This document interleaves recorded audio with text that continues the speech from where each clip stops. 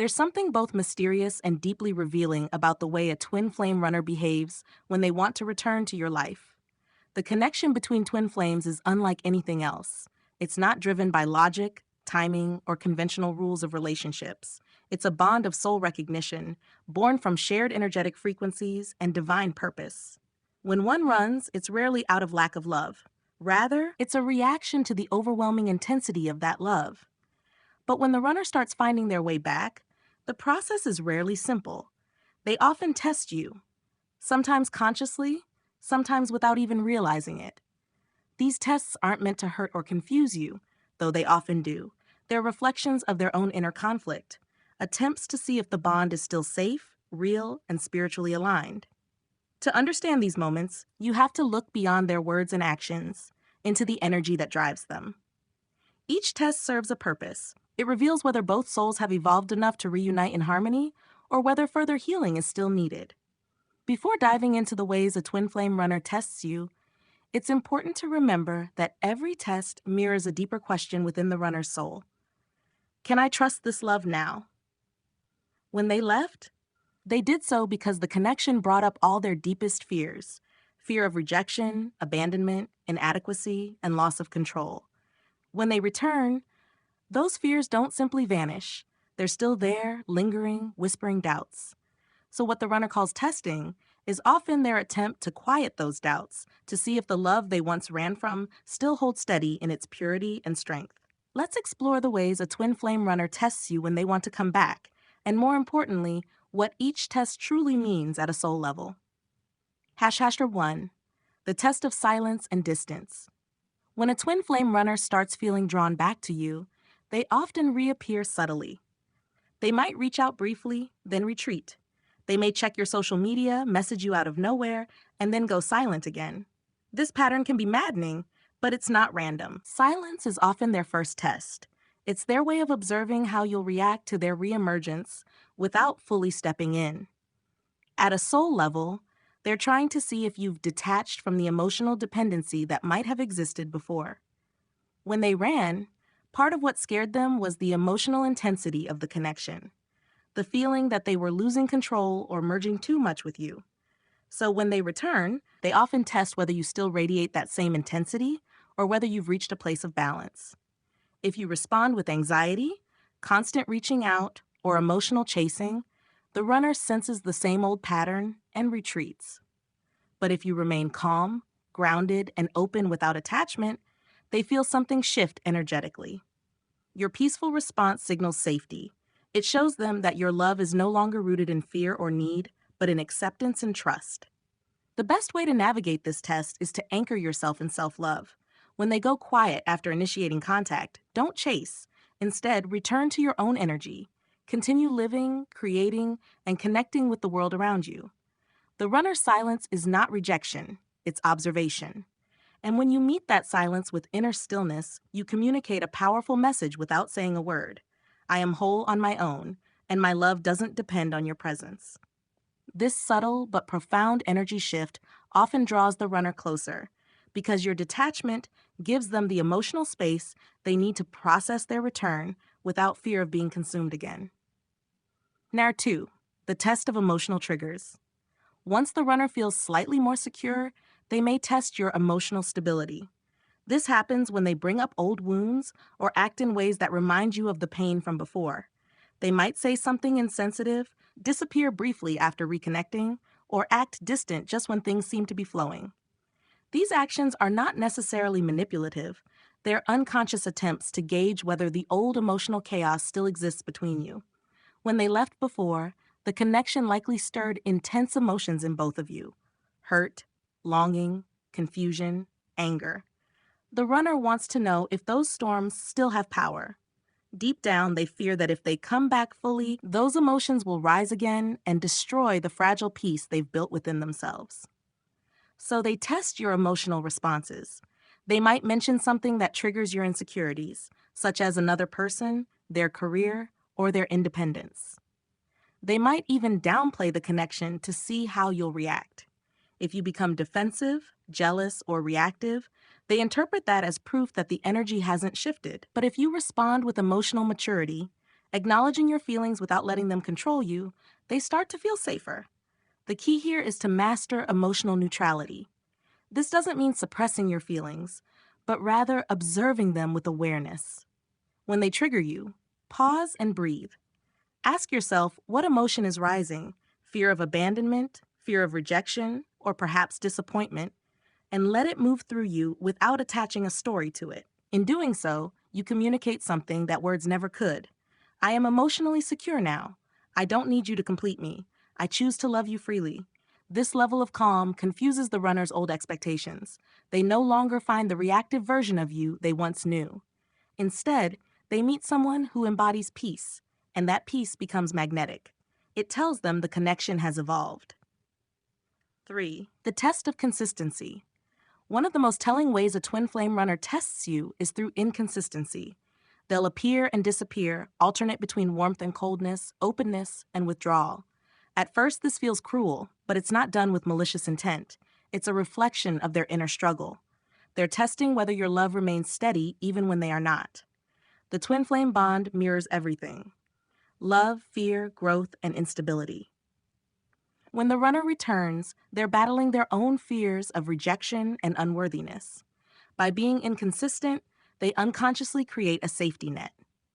If they withdraw and you respond with patience instead of resentment, they feel reassured that your love is still unconditional. But if you react with frustration or bitterness, they take it as confirmation that it's not yet safe to open their heart. To navigate this, you must understand that consistency comes from you, not them. You can't control their energy, but you can control how you show up. That doesn't mean tolerating endless cycles of uncertainty. It means staying true to your truth, regardless of their fluctuations. When they pull away, don't panic. When they come closer, don't overinvest.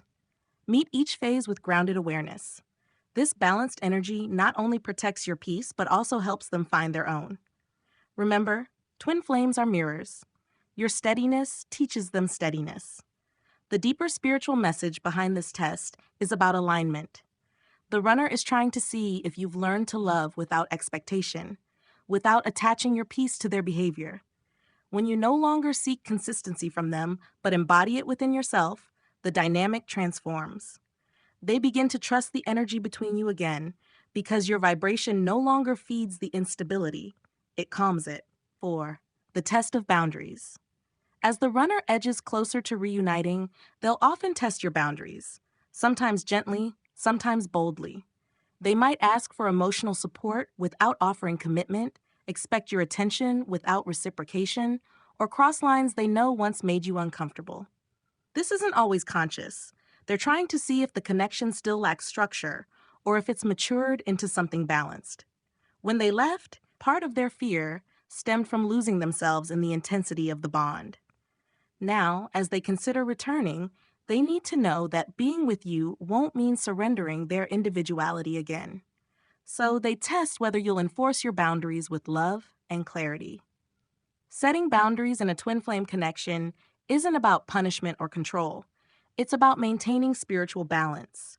When you calmly express your limits, you teach the runner that love can exist alongside respect and autonomy. That's what their soul truly seeks: a love that honors both connection and individuality. For instance, if they reach out inconsistently, you can respond warmly, but avoid dropping everything to accommodate them. If they ask for your energy without commitment, you can express compassion while also making your needs known. The energy of this boundary isn't harsh.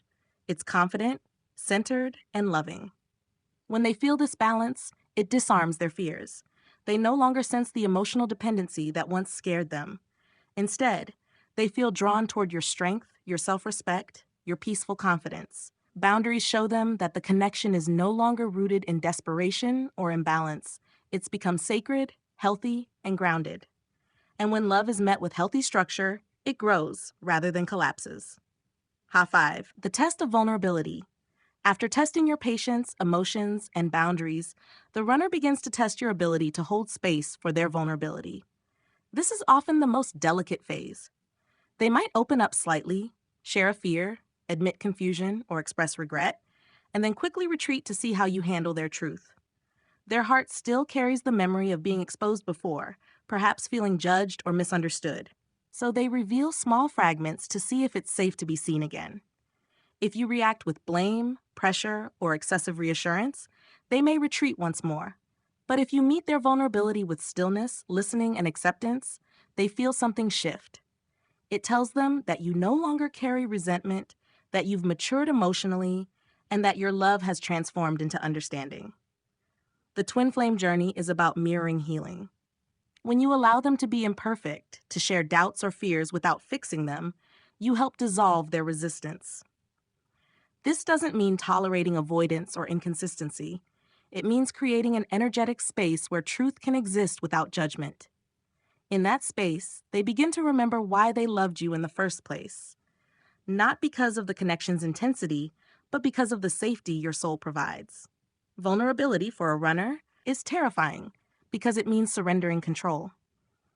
But when they experience your compassion without losing your self-respect, they begin to trust the connection again. They realize it's no longer built on emotional chaos, but on maturity and peace. The most powerful thing you can do here is simply be present. You don't need to convince them, heal them, or chase them.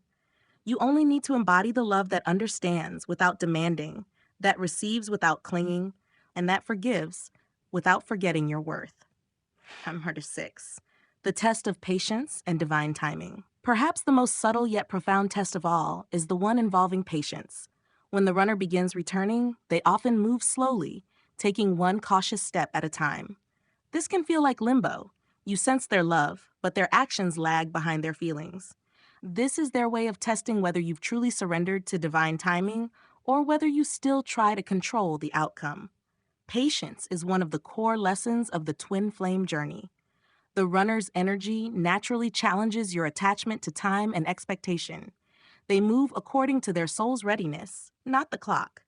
So when they delay or hesitate, they're observing not only your words, but your energy. Do you remain open and trusting, or do you start to push? Do you hold faith in the connection's divine flow, or do you demand answers and deadlines? Responding with faith and serenity is the true embodiment of unconditional love. You don't chase, and you don't close off. You simply allow the connection to unfold. That doesn't mean waiting endlessly. It means knowing that what is meant for you cannot be lost, only delayed until both souls align. This patience is not passive, it's deeply spiritual. It means tending to your growth, your joy, your purpose, while allowing the connection to ripen in its own time. When the runner feels that you are no longer grasping or waiting, they feel less pressure and more pull. Your peace becomes magnetic, guiding them toward reunion, not through demand, but through resonance. When the runner finally realizes that your energy no longer tries to control divine timing, it dissolves their fears. They begin to understand that love can breathe freely, that it doesn't have to rush to be real, and that's when reunion becomes truly possible. Chapter 7. The Test of Authentic Love. Finally, the runner tests whether your love is still pure, or if it has become transactional, conditional, or driven by ego. After all the silence, distance, and confusion, they wonder, do you still love me for who I am, or do you only want me to fill your emptiness? They'll sense this not through your words, but through your energy. If your love feels possessive or conditional, they feel the old heaviness return. But if your love radiates freedom, if it says, I love you, but I'm complete on my own, they feel peace. This test often comes when you least expect it. The runner may withdraw again, show uncertainty, or express that they still need time. In those moments, your reaction reveals everything. If you respond with trust, detachment, and compassion, you pass the test. You show that your love has evolved beyond attachment, that it's no longer about needing them, but about recognizing them as part of your soul's growth. Authentic love is not about possession, it's about resonance. It doesn't cling, it understands. It doesn't demand, it accepts. When you embody that love, you stop being a chaser or a runner. You become a mirror of divine balance. That's when the runner feels safe enough to stop running, because your energy no longer triggers fear. It invites peace, homecoming, and truth. Every test a twin flame runner gives you is really a mirror of their own fears and of your own growth. The silence tests your detachment. The triggers test your emotional mastery. The inconsistency tests your steadiness. The boundaries test your self-respect. The vulnerability tests your compassion. The patience tests your surrender. And the final test, the authenticity of your love, tests your alignment with divine truth. When you understand this, the pain softens. You stop viewing their behavior as rejection and start seeing it as divine choreography. Each moment of confusion, each pause, each test is guiding you towards spiritual maturity. The twin flame journey was never about romance alone. It's about awakening. It's about learning to love without fear, to hold space without attachment, to trust divine timing, and to embody unconditional love. When you reach that point, the energy between you changes entirely. The runner no longer feels like a runner because the chaser within you has vanished. What remains is the essence of what the twin flame journey was meant to awaken from the start: divine union within yourself. And when you reach that union, when you are at peace with or without them, you become the vibration that calls them home. Because in truth, they were never testing you to see if you'd fail. They were testing to see if the love could survive transformation. And when it does, when it matures into balance, understanding, and peace, that's when both souls finally recognize that separation was never punishment. It was preparation. The runner tests you not to push you away, but to make sure that when they return, they are stepping into something sacred, something healed, something free, something real. And when that moment arrives, you both realize the tests were never about proving love to each other. They were about remembering that the love was never lost. It was only learning how to stay.